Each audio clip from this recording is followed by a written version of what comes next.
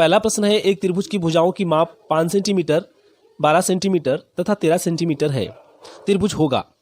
Option दिए हुए हैं, पहला ऑप्शन दे रखा है समबाहु त्रिभुज, दूसरा है समद्विबाहु त्रिभुज, तीसरा दे रखा है समकोण त्रिभुज और चौथा ऑप्शन दे रखा है अधिकोण त्रिभुज। देखिए ऐसे प्रश्नों में सबसे पहले हम क्या करते हैं, ये देखते हैं जो मापें हमारे पास दे रखी हैं वो किस प्रकार की हैं। असमान मापें हैं। देखिए 5 सेंटीमीटर है यहाँ, ये 12 सेंटीमीटर है और ये 13 सेंटीमीटर है, तो सभी असमान मापें हैं इसमें। अगर ये दो मापें कोई हमारी समान होती, जैसे 5 सेंटीमीटर है, ये भी 5 सेंटीमीटर होती, ये 13 सेंटीमीटर ही होती, तो दो मापें अगर कहीं समान है तो वो हमारा समद्विबाहु त्रिभुज कहलाता। अगर तीनों मापें हमारे पास समान होती तो वो समबाहु त्रिभुज कहलाता। क्योंकि समबाहु त्रिभुज में त्रिभुज की तीनों भुजाएं समान होती हैं, बराबर होती हैं, और समद्विबाहु त्रिभुज में कोई दो भुजाएं त्रिभुज की बराबर होती हैं, वह त्रिभुज समद्विबाहु त्रिभुज कहलाता है। अगर ऐसा नहीं है तो हम क्या करते हैं, एक इसमें एक जांच करते हैं। वो जांच कैसी होती है, सबसे बड़ी भुजा हम इसमें से छांटते हैं। सबसे बड़ी माप कौन सी है इसमें, 13 सेंटीमीटर। सबसे बड़ी माप हमारे पास क्या है, 13 सेंटीमीटर। देखिए इसमें 13 सेंटीमीटर जो माप दे रखी है हमारे पास, ये वाली, इसका वर्ग करते हैं। इसका वर्ग माने कि 13 का वर्ग करते हैं तो कितना आएगा, 169 होता है।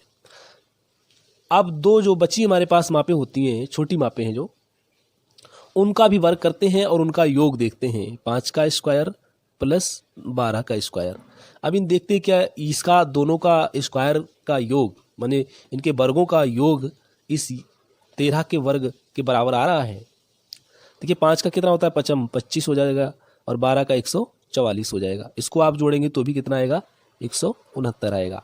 ऐसी कंडीशन में, इस स्थिति में अगर कोई बड़ी भुजा दे रखी है, उसका वर्ग जब करते हैं शेष दो भुजाओं के वर्ग के योग के बराबर आता है, तो वह त्रिभुज हमारा क्या हो जाएगा, समकोण त्रिभुज कहलाएगा। ऑप्शन नंबर इसका तीसरा सही हो जाएगा। वो त्रिभुज कैसा होगा, समकोण त्रिभुज। याद रखिए इसको, वह समकोण त्रिभुज कहलाएगा। अगला प्रश्न है, निम्न में कौन सी माप समकोण त्रिभुज बनाती है। देखिए ये मापें दे रखी हैं, मैंने भी इसको बताया। ऑप्शन दिया है, पहला ऑप्शन दे रखा है 3 सेंटीमीटर, दूसरी 6 सेंटीमीटर, तीसरी है 8 सेंटीमीटर, दूसरा ऑप्शन है 6 सेंटीमीटर, 6 सेंटीमीटर और 6 सेंटीमीटर, तीसरा ऑप्शन दे रखा है 3 सेंटीमीटर, 4 सेंटीमीटर, 5 सेंटीमीटर, चौथा ऑप्शन दे रखा है 8 सेंटीमीटर, 8 सेंटीमीटर और 12 सेंटीमीटर। देखिए ऐसे प्रश्नों में पीछे बता चुके हैं आपको, इसमें क्या करते हैं, सबसे पहले हम समकोण त्रिभुज बनाती हैं, इन्होंने कह दिया है। अब समकोण त्रिभुज की सिद्धांत क्या है कि इसमें जो बड़ी भुजा होती है उसका वर्ग शेष दो भुजाओं के वर्ग के योग के बराबर आता है। तो सबसे बड़ी भुजा इसमें 8 हो गई, इसमें तो होगा नहीं क्योंकि इसमें तीनों भुजाएं बराबर है, तो ये समकोण त्रिभुज नहीं होगा। ये कैसा त्रिभुज होगा, समबाहु त्रिभुज होगा। कैसा होगा, समबाहु, ये समबाहु त्रिभुज होगा। देखिए इसमें क्या है, ये 4 वाला 4 कैसा होगा, ये समद्विबाहु त्रिभुज होगा। समद्विबाहु, समद्विबाहु, समद्विबाहु त्रिभुज जो होता है वो समकोण त्रिभुज हो सकता है अगर ये इसकी बड़ी भुजा का वर्ग शेष दो भुजाओं के वर्ग के योग के बराबर हो, लेकिन यहाँ ऐसा हो नहीं रहा है तो ये भी नहीं है। अब हमारे पास बचती हैं, पहला ऑप्शन बचता है और तीसरा ऑप्शन बचता है। तो पहले ऑप्शन को करके देखते हैं, 8 का वर्ग माने 8 इसमें बड़ी है तो 8 8 कितना हो जाएगा, 64 हो जाएगा। और 3 का करेंगे तो 3 3 9 हो जाएगा और 6 का 6 6 36 हो जाएगा। तो 36 और 9 को जब हम जोड़ेंगे तो हमारे पास कितना आएगा, 45, और ये है कितना, 64, तो ये भी नहीं है। अब इसको चेक करते हैं, इसमें दिया है हमारे पास 3 सेंटीमीटर, 4 सेंटीमीटर, 5 सेंटीमीटर। इसमें बड़ी भुजा क्या है, 5 सेंटीमीटर। तो 5 का करते हैं वर्ग, कितना आएगा, 5 का 25। अब इसको देखते हैं, 3 का कितना होता है, 9, 4 का 16। देखिए 9 और 16 कितना हो जाएगा, 25 हो जाएगा। कितना हो रहा है, 25 हो रहा है। तो क्या हो जाएगा हमारे पास, ये जो होगा ऑप्शन, तीसरा ऑप्शन, ये ऑप्शन सही आंसर है इसका। ये है वर्ग समकोण त्रिभुज बन रहा है। तो ऑप्शन नंबर 3 हमारा सही हो जाएगा। अगला प्रश्न है, समबाहु त्रिभुज होगा यदि त्रिभुज की, ऑप्शन दिए हुए हैं, पहला ऑप्शन दे कोई दो भुजाएं समान हो, दूसरा ऑप्शन दे रखा है तीनों भुजाएं समान हो, तीसरा ऑप्शन दे रखा है तीनों कोण असमान हो, और चौथा ऑप्शन दे रखा कोई एक कोण 90 डिग्री का हो। समबाहु की बात की जा रही है यहाँ पर। देखिए त्रिभुज कौन सा है, समबाहु त्रिभुज। तो समबाहु त्रिभुज में कब होगा, जब कोई दो भुजाएं समान हो, तो ये नहीं होगा क्योंकि उसमें सारी भुजाएं समान होनी चाहिए, तीनों भुजाएं समान होनी चाहिए। और ये कोई दो भुजाएं समान है तो वो होता है समद्विबाहु। कौन सा होगा, ये समद्विबाहु त्रिभुज होगा। ये तीनों भुजाएं समान हो तो ये हमारा ऑप्शन सही हो जाएगा। समबाहु त्रिभुज कब होगा, जब उसमें तीनों भुजाएं समान हो। देखिए जब तीनों भुजाएं समान होती हैं तो उसमें कोण भी क्या होते हैं, समान हो जाते हैं। कोण भी क्या होते हैं, समान हो जाते हैं। कोण अगर दिए हों तो समान होंगे, कोण भी समान हो जाएंगे। और समान कोण कितने के होंगे, 60 डिग्री का। 60 डिग्री के सारे कोण होंगे, तीनों कोण उसमें 60-60 डिग्री के होंगे, तभी 180 बनेगा, क्योंकि त्रिभुज के तीनों कोणों का योग 180 डिग्री होना चाहिए। अब तीसरा ऑप्शन दे रखा है तीनों कोण असमान हो, तो ये भी नहीं होगा। कोई एक कोण 90 डिग्री का हो, तो जब एक कोण 90 डिग्री का होगा तो वो कौन सा बनेगा, हमारा समकोण त्रिभुज बनेगा। उसमें कोई भी कोण एक 90 डिग्री का होगा, वह त्रिभुज होगा समकोण त्रिभुज। एक कोण उसमें 90 डिग्री का हो, बाकी जो भी हो समान भी हो सकते हैं और अलग अलग भी हो सकते हैं, पर एक कोण जो है उसमें 90 डिग्री का होना अनिवार्य है। अगला प्रश्न है, त्रिभुज ABC समकोण त्रिभुज कहलाएगा यदि कोणों की माप हो। ऑप्शन दिए हुए हैं, पहला ऑप्शन दे रखा है कोण A बराबर 60 डिग्री, कोण B बराबर 60 डिग्री, कोण C बराबर 60 डिग्री।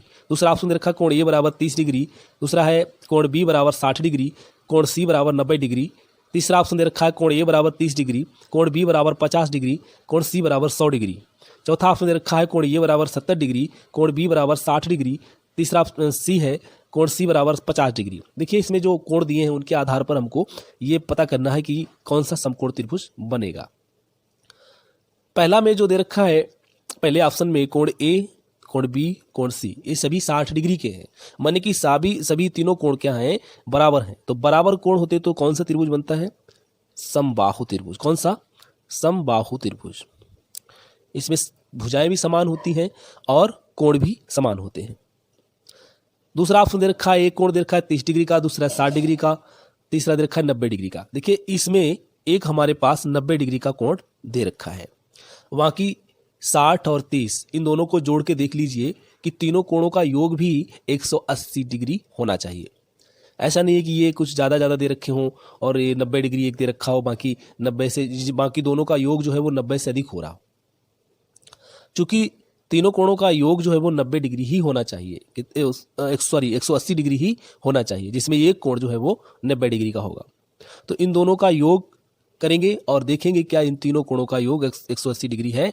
तो हाँ, इन तीनों कोणों का योग 180 डिग्री हो रहा है, और जिसमें एक कोण हमारा कितना है, 90 डिग्री का है। तो ये ऑप्शन हमारा सही ऑप्शन हो जाएगा। ये क्या है, समकोण त्रिभुज कहलाएगा। शेष ये कोण 90 डिग्री के कोई भी नहीं है, तो ये नहीं हो सकते। ये न्यून कोण त्रिभुज हो जाएगा, ये अधिक कोण त्रिभुज हो जाएगा, क्योंकि इसमें 90 से ज़्यादा है और इसमें 90 से कम है। अगला प्रश्न है, समकोण त्रिभुज में सबसे बड़ी भुजा कहलाती है। ऑप्शन दिए हुए, पहला ऑप्शन दे रखा आधार, दूसरा है लंब, तीसरा दे रखा है कर्ण, चौथा ऑप्शन दे रखा है शीर्ष लंब। देखिए इसमें ये पूछा गया है कि 3 भुजाएं होती हैं, एक शीर्ष लंब भी डाला जा सकता है त्रिभुज में, तो उसमें कौन सी सबसे बड़ी भुजा या बड़ी माप, इस तरीके से भी प्रश्न पूछेगा। या ये पूछा जाएगा कि कौन से कोण के सामने की भुजा सबसे बड़ी होगी। देखिए समकोण त्रिभुज इस तरीके से बनता है, और यहाँ पर कोण अगर हम ये माने ये A है, B है और ये C है, तो ये कोण अगर हम 90 डिग्री लेते हैं, ये वाला कोण, तो जो हमारे पास 90 डिग्री का कोण है उसका जो आधार बन रहा है AB, ये हमारा आधार कहलाएगा, और यहीं से जो BC बनेगा ये लंब कहलाएगा, और ये हमारा कर्ण कहलाता है। 90 डिग्री के सामने की जो भुजा होती है वो कर्ण कहलाती है, और ये हमारा समकोण त्रिभुज पूरा बन जाता है। तो इसमें जो सबसे लंबी भुजा होती है या सबसे लंबी माप होती है, सबसे अधिक माप होती, बड़ी माप होती है, वो कर्ण की होती है। किसकी होती है, कर्ण की। इसमें कर्ण जो होता है सबसे लंबी माप होती है समकोण त्रिभुज में। बाकी लंब जो है, आधार, ये दोनों सेम भी हो सकते हैं और छोटे छोटे होते हैं। अगला प्रश्न है, निम्न में से किसकी आकृति घनाकार है। ऑप्शन दिए हुए, पहला ऑप्शन देखा पासा, दूसरा फुटबॉल, तीसरा ऑप्शन दे रखा है जोकर की टोपी, चौथा ऑप्शन दे रखा माचिस की डिब्बी। देखिए इसमें पूछा गया है किसकी आकृति घनाकार होती है। ये आकार कैसा है? घनाकार होता है। तो घनाकार में क्या होता है? देखिए जो घन होता है उसकी लंबाई, चौड़ाई और ऊंचाई, कौन सी? लंबाई, चौड़ाई बराबर ऊंचाई, तीनों बीमाएं क्या होती हैं? बराबर होती हैं। अब देखिए और दूसरी चीज इसमें 3 बीमाएं होती हैं, 3 बीमाएं होती हैं। अब फुटबॉल है, फुटबॉल तो गोल आकार की होती है, तो ये गोला हो गई, तो ये नहीं है इसका ऑप्शन। तीसरा है ऑप्शन दे रखा है जोकर की टोपी। तो जोकर की टोपी इस तरीके से होती है जो बर्थडे में भी आती है, बर्थडे वगैरह में। तो जोकर की टोपी इस तरीके से कोन टाइप की होती है, तो इसको कहते हैं शंकु, हिंदी में शंकु आकार। ये शंकु के आकार की होती है। ये फुटबॉल गोलाकार हो गई, तो ये भी नहीं हुआ। माचिस की डिब्बी में क्या होता है? इसमें लंबाई, चौड़ाई और ऊंचाई तीनों होती हैं, लेकिन लंबाई ज़्यादा होती है और चौड़ाई कम होती है, ऊंचाई भी कम होती है। तो इस तरीके से जो हमारे पास ये भी नहीं हुआ। ऑप्शन बचा है पासा। तो पासा में देखते हैं आप, जब खेला जाता है उसमें जो फेंकने वाला एक ऐसा पासा होता है जो, उसकी लंबाई, चौड़ाई और ऊंचाई तीनों बीमाएं उसकी बराबर होती हैं। तो हमारे पास घन क्या होता है? घन की बीमाएं बराबर होती हैं, लंबाई, चौड़ाई और ऊंचाई तीनों ही बराबर होती है, माने एक बीमा होती है उसकी, एक ही माप होती है। तो ऑप्शन हमारा सही हो जाएगा पहला, यानी कि पासा। अगला प्रश्न है, निम्न में से कौन सही नहीं है? ऑप्शन दिए हुए पहला दे रखा है त्रिभुज के तीनों कोणों का योग 180 डिग्री होता है। दूसरा दे रखा है चतुर्भुज के चारों कोणों का योग 360 डिग्री होता है। तीसरा दे रखा है वृत्त के केंद्र पर बना कोण 180 डिग्री होता है। चौथा दे रखा है एक रेखाखंड पर 180 डिग्री का कोण बनता है। तो पहला ऑप्शन दे रखा है त्रिभुज के तीनों कोणों का योग जो है वो 180 डिग्री होता है, ये बात सही है। दूसरा दे रखा है चतुर्भुज के चारों कोणों का योग 360 डिग्री होता है, ये भी सही है। तीसरा ऑप्शन दे रखा है वृत्त के केंद्र पर बना कोण 180 डिग्री का होता है, ये गलत है, ये ऑप्शन इसमें गलत है। एक रेखाखंड पर बना कोण 180 डिग्री का होता है, ये भी बात सही है। या इस तरीके से कहता है एक रेखाखंड 180 डिग्री का कोण बनाती है। तो इसमें हमारा ऑप्शन जो सही नहीं है इसमें वो हो जाएगा 3, यानी कि ऑप्शन नंबर 3 हमारा सही आंसर है। देखिए इसमें जो वृत्त होता है, वृत्त के केंद्र पर जो कोण बनता है वो 360 डिग्री का बनता है। 360 डिग्री का कोण वृत्त के केंद्र पर बनता है। अगला प्रश्न है, कौन सी मापें एक घन को दर्शाती हैं? ऑप्शन दिया हुआ है, पहला ऑप्शन रखा लंबाई 12 सेंटीमीटर, चौड़ाई 13 सेंटीमीटर, ऊंचाई 17 सेंटीमीटर। दूसरा ऑप्शन दे रखा लंबाई 8 सेंटीमीटर, चौड़ाई 8 सेंटीमीटर, ऊंचाई 8 सेंटीमीटर। तीसरा ऑप्शन दे रखा लंबाई 8 सेंटीमीटर, चौड़ाई 14 सेंटीमीटर, चौथा ऑप्शन दे रखा है लंबाई 8 सेंटीमीटर, चौड़ाई 8 सेंटीमीटर।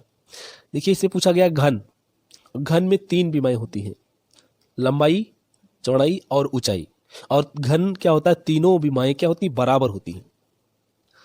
तीनों जो ऊंचाइयां लंबाइयां चौड़ाई दे रखी है, ऊंचाई, लंबाई, चौड़ाई 3 बीमाएं होती हैं, तो तीनों बीमाएं क्या होती? बराबर होती, तब घन बनता है। अगर अलग अलग है तो वह घनाभ कहलाता है। क्या कहलाता है? घनाभ। जैसे माचिस की डिब्बी होती है वो इस तरीके से घनाभ बनेगा, उसमें लंबाई, चौड़ाई और ऊंचाई सारे ही भिन्न होते हैं। ये इस तरीके से बनेगा हमारा, ये कहलाएगा आपका घनाभ। ये घनाभ होता है। और जो घन होता है उसकी लंबाई होती है, चौड़ाई होती है, वो बराबर होती है। इस तरीके से बनता है। आकार तो उसी तरीके से लगभग होता है, लेकिन क्या है, फर्क इतना रहता है कि उसकी लंबाई, चौड़ाई और ऊंचाई बराबर होती है। पर घनाभ में ऐसा नहीं होता है। घनाभ में लंबाई अलग, चौड़ाई अलग, ऊंचाई अलग, या कोई 2 समान भी हो सकती है, तो तीनों समान नहीं होती। और घन में तीनों लंबाई, चौड़ाई, ऊंचाई बराबर होते हैं। तो पहला जो ऑप्शन दे रखा है लंबाई 12 सेंटीमीटर, चौड़ाई 13 सेंटीमीटर, ऊंचाई 17 सेंटीमीटर, ये हमारा क्या हो जाएगा? ये हो जाएगा घनाभ। क्या हो जाएगा? घनाभ हो जाएगा।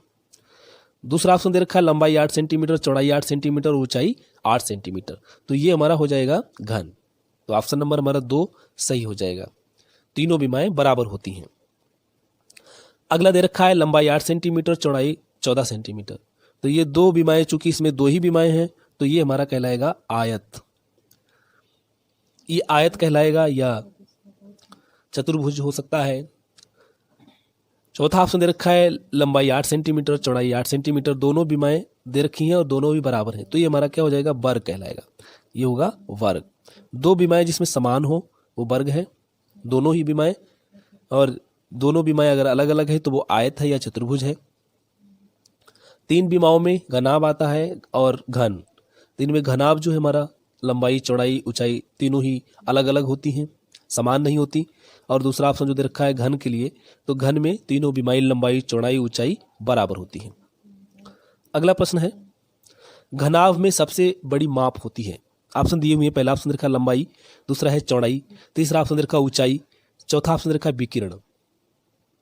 देखिए इसमें घनाभ जो होता है, घनाभ का जैसे कमरा होता है, माचिस की डिब्बी होती है, ये जूते का डिब्बा है, तो ये क्या है, सारे ही घनाकार होते हैं। ट्रेन का डिब्बा है, ये भी घनाभ होते हैं, घनावाकार होते हैं सारे ही। तो ये घनावाकार होते हैं, तो घनाभ में जो इस तरीके से बनता है,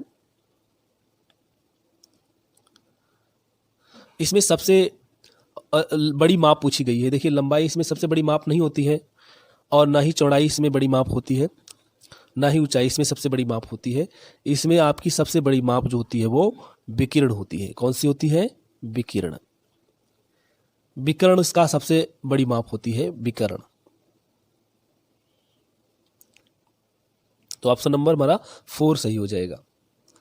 अगला प्रश्न है, दो समानांतर रेखाओं के बारे में क्या सत्य है। ऑप्शन दिए हुए, पहला ऑप्शन दे रखा है वे एक दूसरे को कभी नहीं काटती, दूसरा ऑप्शन दे रखा है उनके बीच की दूरी समान होती है, तीसरा ऑप्शन दे रखा है दोनों, एक तथा दो, और चौथा ऑप्शन दे रखा कोई नहीं। देखिए दो समानांतर रेखाएं होती हैं इस तरीके से, जैसे रेल की पटरी हैं या विद्युत तार, जो बिजली के तार होते हैं वो लगे होते हैं, वो समानांतर होते हैं, आपस में समानांतर दूरी पर लगे होते हैं। तो जैसे दो रेखाएं समानांतर हैं, ये आगे की तरफ अगर बढ़ाएं इनको हम, तो कितना भी बढ़ा लो ये कभी भी एक दूसरे को काटेंगे नहीं, ये एक दूसरे को कभी नहीं काटेंगी, और इनके बीच में समान दूरी होती है। क्योंकि जैसे रेल की पटरियां हैं, उनके बीच में भी दूरियां कैसी होती, समान होती। कहीं पर बराबर ना हो अगर, तो ये समांतर रेखाएं नहीं कहलाएंगी। जैसे इस तरीके से अगर हो, इस तरीके से हो, थोड़ी सी भी अगर झुकी है उनके बीच, देखिए यहाँ पर समान दूरी नहीं है, यहाँ पर ज़्यादा है और यहाँ पर कम है। आप इन दोनों को अगर आगे बढ़ाएंगे तो एक दूसरे को ये काट देंगी, तो ये काट देंगी। तो दोनों ही बातें सही होती हैं, पहला भी एक दूसरे को कभी नहीं काटती, और उनके बीच की दूरी समान होती है। अगर दूरी समान नहीं है तो वो एक दूसरे को काट देंगी। तो ऑप्शन हमारा सही हो जाएगा, ऑप्शन नंबर 3। अगला प्रश्न है, दो बिंदुओं से होकर कितनी रेखाएं खींची जा सकती हैं। ऑप्शन दिए हुए हैं, पहला ऑप्शन दे रखा है 2, दूसरा है अनेक, तीसरा है 1, चौथा ऑप्शन दे रखा है 4। देखिए दो बिंदु हैं, कोई दो बिंदु ये मान लीजिए, तो दो बिंदुओं से एक ए बिंदु है और ये बी बिंदु है। इन दो बिंदुओं से होकर एक रेखा खींची जा सकती है, केवल एक। दो बिंदुओं से होकर जाने वाली केवल एक रेखा खींची जा सकती है, और कोई रेखा इससे नहीं खींची जा सकती। तो ऑप्शन इसका सही हो जाएगा, ऑप्शन नंबर 3। एक भी दो रेखाएं नहीं खींची जा सकती इससे, अनेक भी नहीं खींची जा सकती हैं, और 4 भी नहीं। दो बिंदुओं से होकर जाने वाली एक रेखा खंड खींचा जा सकता है, जो दोनों सिरे उसके कहलाएंगे। अगला प्रश्न है, एक बिंदु से होकर खींची जाने वाली रेखाओं की संख्या हो सकती है। ऑप्शन दिया हुआ, पहला ऑप्शन रखा 1, दूसरा है 2, तीसरा है अनेक, चौथा ऑप्शन रखा 1 भी नहीं। देखिए एक बिंदु से होकर जाने वाली रेखाएं, एक कोई बिंदु है, मान लीजिए ये बिंदु है हमारे पास, तो पूछा है कि इस बिंदु से होकर खींची जाने वाली रेखाओं की संख्या हो सकती है। देखिए एक बिंदु से खींची जाने वाली संख्याएं, रेखाओं की संख्या अनंत होती है, अनेक प्रकार की, चाहे जितनी आप खींचिए, इस बिंदु से चाहे जितनी भी रेखाएं आप खींच सकते हैं, खींचिए इस तरीके से, चाहे जितनी आप एक बिंदु से होकर जाने वाली रेखाएं खींची जा सकती हैं। तो इसमें ऑप्शन हमारा सही हो जाएगा तीसरा, यानी कि एक बिंदु से होकर जाने वाली रेखाओं की संख्या होगी अनेक।